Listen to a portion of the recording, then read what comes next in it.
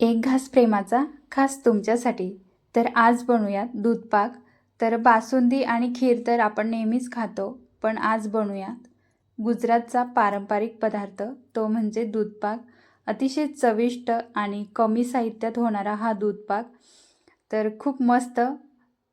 तर आता इथे आपल्याला रेसिपीला सुरुवात करायची. तर त्यासाठी इथे आपल्याला एका बाउलमध्ये एक मूठ तांदूळ घ्यायचे किंवा मग अर्धी वाटी तांदूळ घ्यायचे आणि ते आपल्याला स्वच्छ धुवून घ्यायचे.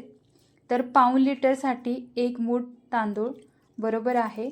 तर आता इथे आपल्याला तांदूळ स्वच्छ धुवून घ्यायचे. नंतर एका नॅपकिनवर आपल्याला ते कोरडे करून घ्यायचे, म्हणजे याचं पाणी पूर्ण काढून घ्यायचे. तर इथे आता तांदूळ धुवून चांगले कोरडे करायचे. तर आता इथे आपल्याला एखादं सुती कापड घ्यायचं किंवा एखादा नॅपकिनवर ते चांगले असे कोरडे करून घ्यायचे. तर आता हे तांदूळ आपल्याला बाउलमध्ये काढून घ्यायचे आणि आता यामध्ये आपल्याला 1 चमचा तूप घालायचे, म्हणजे तांदूळाला हे तूप लावून घ्यायचे. तर छान असं इथे या तांदळाला हे तूप चांगलं चोळून घ्यायचे.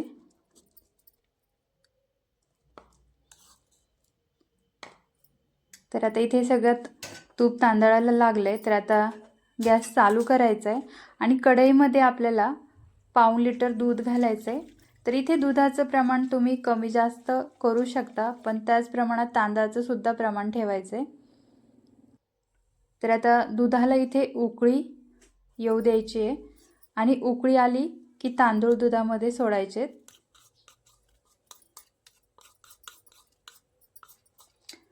तर आता मध्यम आचेवरच तांदूळ उकळायला ठेवायचे, पण दूध उकळत असताना ढवळत राहायचे, नाहीतर काय होतं दूध आणि तांदूळ खाली लागण्याची शक्यता असते. त्याच्यामुळे हे सतत असं हलवत राहायचे.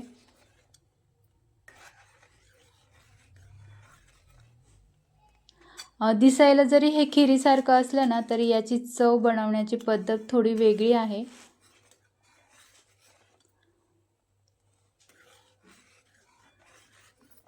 तर आता इथे आपल्याला सगळं हे शिजवून घ्यायचंय. तर दुधातच शिजवायचंय.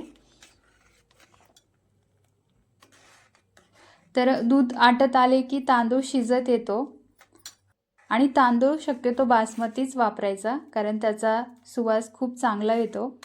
तर आता इथे दूध पण आटले आणि तांदूळ पण चांगले शिजले. तर यामध्ये आता आपल्याला इथे ड्रायफ्रूट्स घालायचे. साखर, वेलची पावडर आणि थोडे केशरच्या काड्या आहेत. तर ड्रायफ्रूट्समध्ये तुम्ही तुमच्या आवडीनुसार घालू शकता. तर इथे मी 1 वाटी साखर, थोडेसे ड्रायफ्रूट्सचे काप केले होते ते घालते आणि केशरच्या काड्या घालून घ्यायच्यात. 1 चमचा वेलची पावडर घालायची आणि हे मिक्स करायचे. तर आता इथे फक्त एक उकळी आणायची आपल्याला, जास्त काही आटवायचं नाही आहे.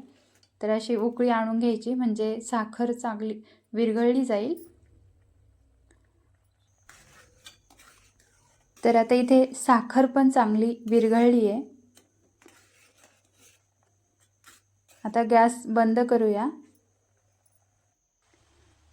तर हा दूध पाक खूप दाट नसतो, पुरीबरोबर खाता येईल असा. तर बघताय ना किती मस्त टेक्स्चर आलंय. गरम पुऱ्यांसोबत हा दूध पाक म्हणजे स्वर्ग सुख. तर भन्नाट हा दूध पाक इथे तयार झालाय. तर ही रेसिपी खरंच नक्की ट्राय करा, कमी साहित्यात आणि पटकन होणारी. तर हा भन्नाट दूध पाक कसा वाटला नक्की सांगा आणि रेसिपी आवडली असेल तर लाईक शेअर करायला विसरू नका. आणि अशाच नवनवीन रेसिपीज बघण्यासाठी आपल्या चॅनलला नक्की सबस्क्राईब करा. तोपर्यंत मस्त खा आणि मस्त राहा. पुन्हा भेटूया अशाच एका नवीन रेसिपीसोबत. तोपर्यंत बाय बाय.